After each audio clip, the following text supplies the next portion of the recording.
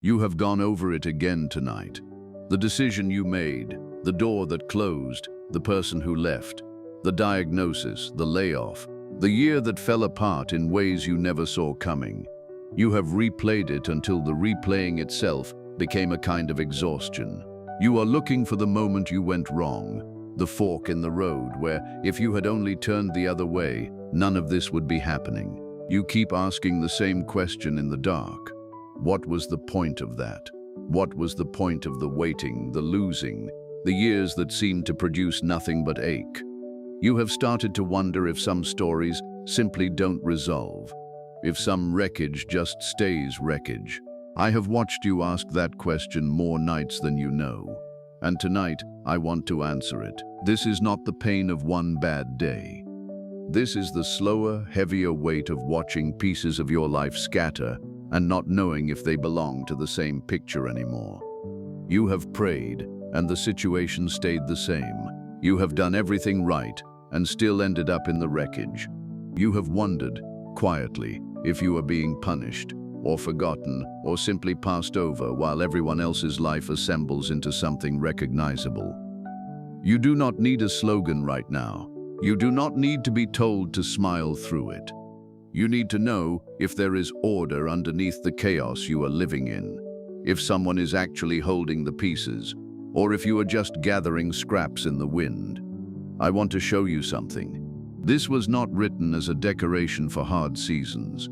It was written by a man who had been shipwrecked, beaten, imprisoned, and abandoned.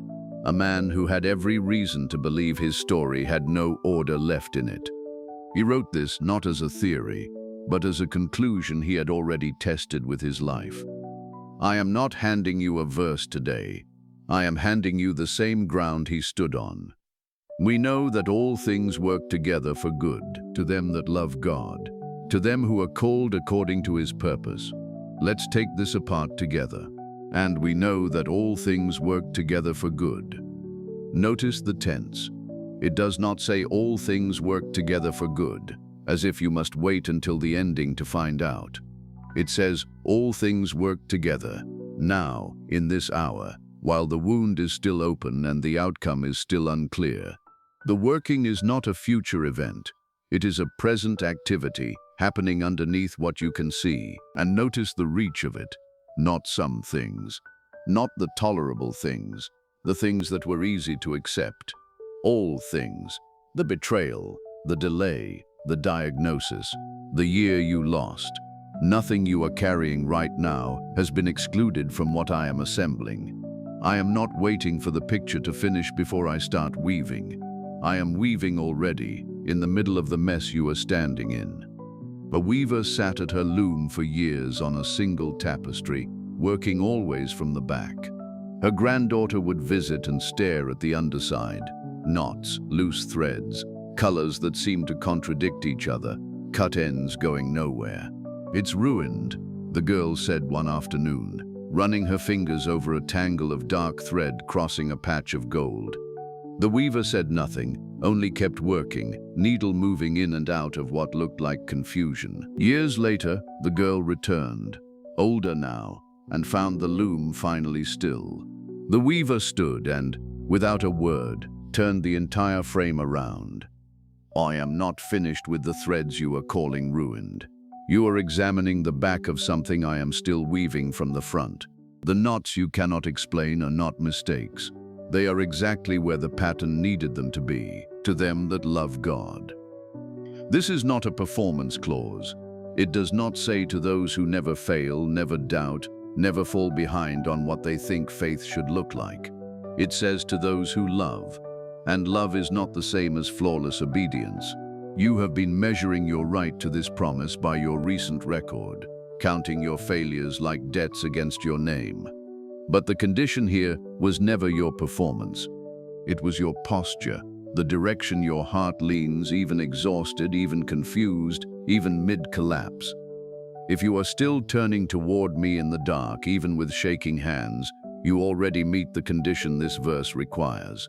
A traveler walked through the night toward an inn he had never visited, certain he would be turned away. His coat was torn, his pockets empty, his name unknown to anyone inside. He knocked anyway, prepared for the door to stay shut. The innkeeper opened it before he had even finished knocking. "We have been expecting you," the innkeeper said, stepping aside. The traveler frowned, confused, checking his empty pockets again as if they might explain the welcome. "Your father sent word weeks ago," the innkeeper said. "He asked us to receive you exactly as you are." The traveler stood in the doorway, still holding his silence, still holding his fear, realizing neither one had been asked for. "I am not waiting at the door checking your pockets.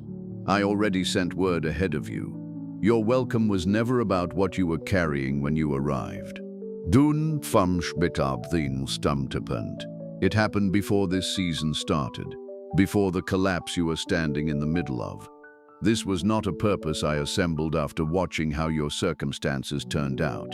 It existed before the wreckage, which means the wreckage does not get to write the ending.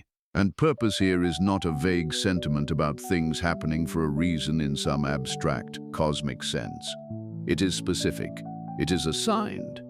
You were not thrown into this moment. You were placed here, on purpose, for a purpose, ahead of a purpose you cannot yet see the shape of. A soldier was posted to a narrow stretch of wall no one thought mattered. No gate, no road, no reason for an enemy to come that way. He stood there through long nights questioning the assignment, watching more prominent posts get all the attention and none of the boredom he carried. Years later, during the one attack that nearly took the city, the enemy came exactly through that overlooked stretch, expecting it unguarded. The soldier who had questioned his post for years was the only one standing there. I did not place you where you are by accident. I placed you there before you understood why. And the very ground you have questioned is the ground I assigned you to hold. There is something I am asking you to set down tonight, and it is not your pain. It is your need to understand the whole picture before you trust the one weaving it. You have been holding the loom upside down and demanding it make sense from where you stand, and it will not from there. I am inviting you to release the grip you have on explaining every piece, and instead place your hand in mine while the weaving continues. This is not resignation. This is not giving up on wanting things to change. This is trust that moves before the evidence arrives.